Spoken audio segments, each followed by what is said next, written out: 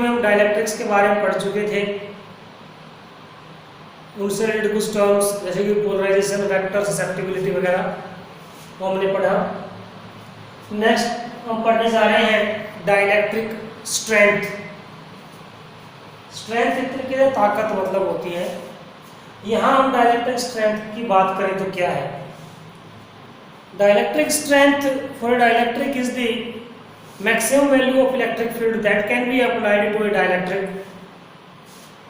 without its electric breakdown। आपने पढ़ा कि डाइलेक्ट्रिक फील्ड में रखने के बाद क्या होता है, डाइलेक्ट्रिक के जो मॉलिक्यूल्स होते हैं, चाहे वो पोलर हो चाहे नॉन पोलर, उनके ऊपर फोर्स लगती है और वो स्ट्रेच होना शुरू होते हैं, नेगेटिव पॉजिटिव चार्ज सेपरेट होना। अगर इलेक्ट्रिक फील्ड की वैल्यू ज़्यादा करती जाए तो क्या होगा, फोर्स भी बढ़ेगी और एक टाइम पर ऐसा होगा एक इलेक्ट्रिक फील्ड इतना हो जाएगा, उसके बाद वो मॉलिक्यूल्स टूट जाएंगे, पॉजिटिव अलग नेगेटिव अलग, ब्रेक डाउन हो जाएगा, तो इलेक्ट्रिक ब्रेक डाउन करेगा।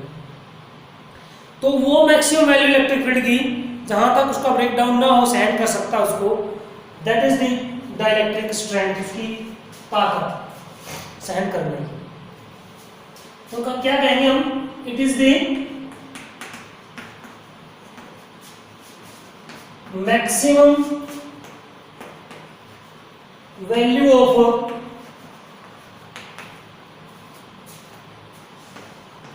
electric field that can be applied to a dielectric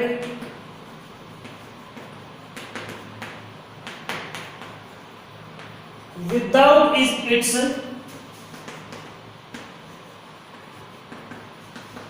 electric breakdown।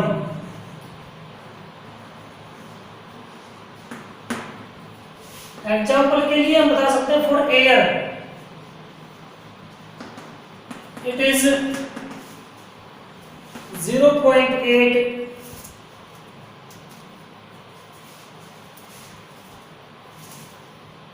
Kilovolt पर mm। इलेक्ट्रिक फील्ड की यूनिट आपने जैसे पढ़ी है, एक तो न्यूटन पर कूलम फोर्स पर चार्ज होती है, और एक potential difference per unit distance पर इनकी लेंथ आपने पढ़ी थी, E=dV/dr, वहां से हमने लिखी है। मतलब यहाँ जो डाइलेक्ट्रिक स्ट्रेंथ की हम बात करें E, वो क्या होगा, V/d। मतलब हम यहाँ पर ये कह सकते हैं कि E के नीचे ब्रेक, इसमें ब्रेक डाउन, यहाँ पर V के नीचे break down voltage upon D, where D is thickness of dielectric। ठीक है, तो एयर अगर 1 mm की थिकनेस में हम एयर लें, उसके अगर उस इलेक्ट्रिक फील्ड अप्लाई करें, इतना 0.8 किलोवोल्ट, इतना सहन कर सकती है। उससे ज्यादा हो गया ना तो एयर के मॉलिक्यूल ब्रेक डाउन हो जाएंगे। ठीक है, तो ये थी डाइलेक्ट्रिक स्ट्रेंथ। अलग अलग मटेरियल के लिए इसकी वैल्यू अलग अलग होनी है। नेक्स्ट हम पढ़ने जा रहे हैं कैपेसिटेंस।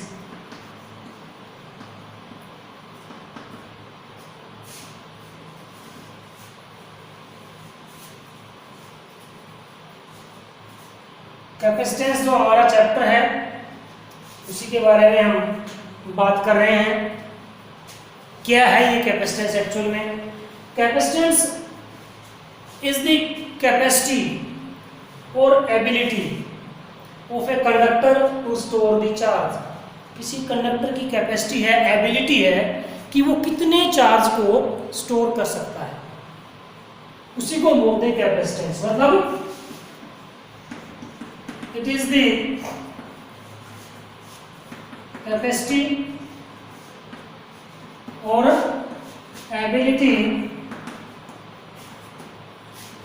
of a conductor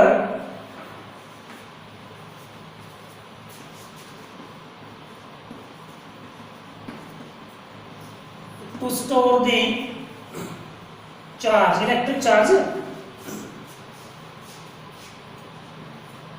जब वो किसी कंडक्टर को हम चार्ज देते हैं तो उसका पोटेंशियल इंक्रीज होता है. When charge is given to a conductor, then its potential increases. मतलब ये कह सकते हैं, so we can say, or it is found that Q proportional to V और V proportional to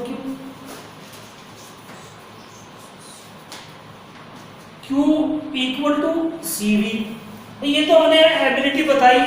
मैथमेटिकली हम निकालने के लिए ये कंसेप्ट लेके चल रहे हैं कि चार्ज देंगे तो पोटेंशियल इंक्रीज होगा.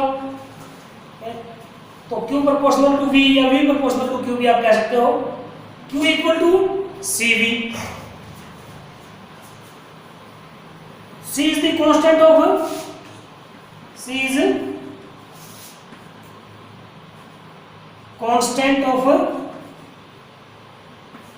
proportionality.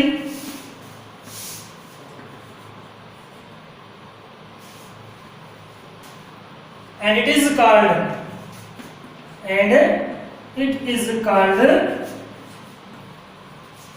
कैपेसिटेंस. इसी को हम कहते हैं कैपेसिटेंस. तो क्या मिला हमें? So C equal to Q by V. Capacitance is the charge per unit potential difference, ratio of charge and potential difference. ठीक है. अब हम बात करते हैं इसकी unit. SI unit. SI unit of capacitance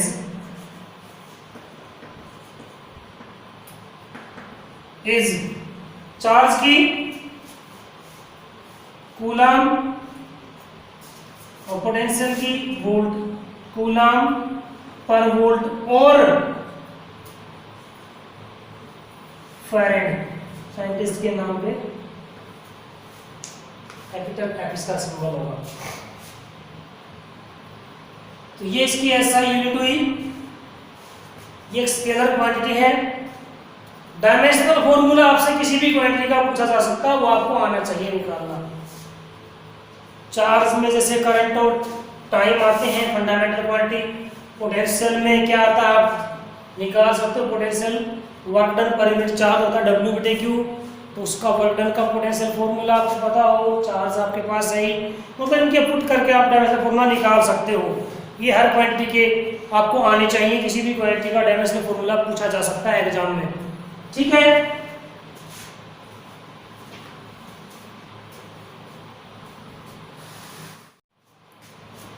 one farad को डिफाइन करते हैं हम. फैरेड की डेफिनेशन दे रहे हैं. वन फैरेड ऑफ कैपेसिटेंस कब होगी? तो आपने पढ़ा C equal to Q by V. If Q equal to 1 coulomb and V equal to 1 volt, then C equal to 1 farad. यानी अगर किसी कंडक्टर को 1 कूलम चार्ज देने से उसका पोटेंशियल 1 वोल्ट हो जाए, 1 वोल्ट इंक्रीज हो जाए, तब हम कहेंगे कि उसकी कैपेसिटेंस 1 फैरेड है. मतलब capacitance of a conductor will be 1 farad if 1 coulomb charge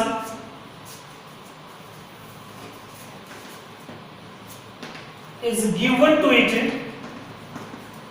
and its potential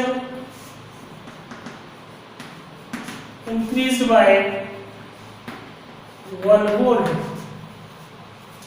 ठीक है, तो ये 1 फैराड हुआ। अब हम कैपेसिटेंस निकालने जा रहे हैं। Capacitance of spherical conductor. कैसा कंडक्टर हमारे पास? स्फेरिकल। ये मान लो एक स्फेरिकल कंडक्टर है, ठीक है। इसकी हमें निकालनी कैपेसिटेंस। कंडक्टर है तो चार्ज केवल सरफेस पर होगा।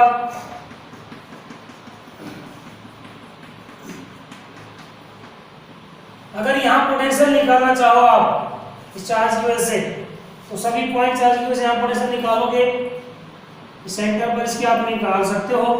और वो जो है मान लो टोटल चार्ज अगर क्यू है तो अब कितना होगा 1/4 pi epsilon naught Q upon R square. R is the radius of this sphere. तो हम यहां बता देते हैं let a spherical conductor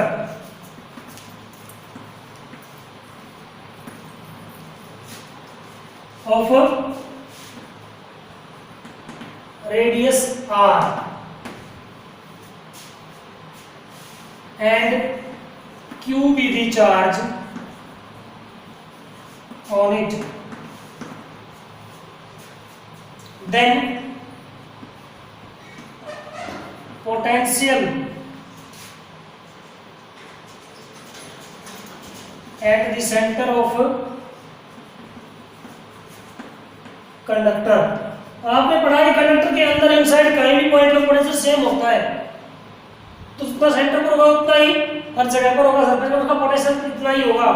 V = 1/4 pi epsilon not Q upon R square. क्या आप एक पहले पॉइंट चार्ज का निकाल, सबका निकाल, टोटल निकाल लें तो एडिशन हो गया, इतना आ जाएगा 1/4 pi epsilon not Q upon R square नहीं आएगा, ठीक है। 1/4 pi epsilon not Q upon R। अब देखिए ध्यान से, पोटेंशियल हमारे पास आ गया, चार्ज हमारे पास है, हमें निकालना क्या है? Capacitance. So capacitance of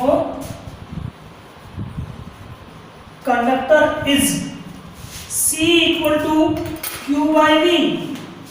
Q और V की वैल्यू ये है, Q / 4 pi epsilon not R। Q से Q cancel, C = 4 pi epsilon not R। It is the capacitance of a conductor, spherical conductor, ठीक है। स्फेरिकल कंडक्टर की capacitance किस पे डिपेंड कर रही है? R पे, रेडियस पे, केवल रेडियस के प्रोपोर्शनल, बाकी तो कांस्टेंट टर्म है। तो इसी से रिलेटेड हम बता सकते हैं, अगर आप एक स्फेरिकल कंडक्टर है, थोड़ी इलिप्टिकल होती है, अगर स्फेरिकल ही मान लो उसको, तो उसकी कैपेसिटेंस कितनी होगी? इंपॉर्टेंट है, एक नंबर पे कई बार एग्जाम में आया है। If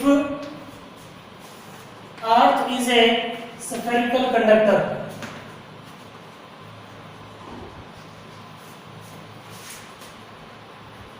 of radius r,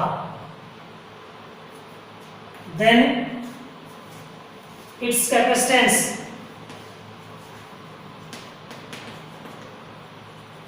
is C = 4 pi epsilon not r। सारी वैल्यू आप पुट कर सकते हो। 4 पाई आपके पास 3.14 है, 22 के साथ दे सकते हो। Epsilon not 8.85 × 10⁻⁻12। R की वैल्यू, रेडियस ऑफ अर्थ 6.4 × 10⁻6। सारी वैल्यू पुट करती फैराड में वैल्यू आएगी, तो उसको आप कैलकुलेट करोगे, नियर अबाउट आपको मिल जाएगी 711 माइक्रोफैराड। ध्यान रखने की चीज है, एक नंबर में कई बार एग्जाम में आ चुका है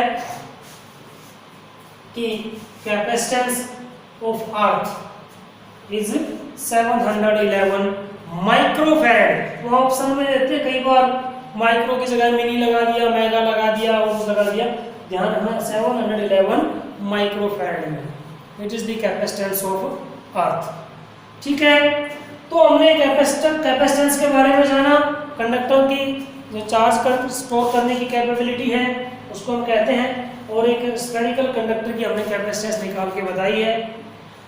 आज की वीडियो में इतना ही, आगे हम नेक्स्ट वीडियो में करेंगे। Okay, thank you.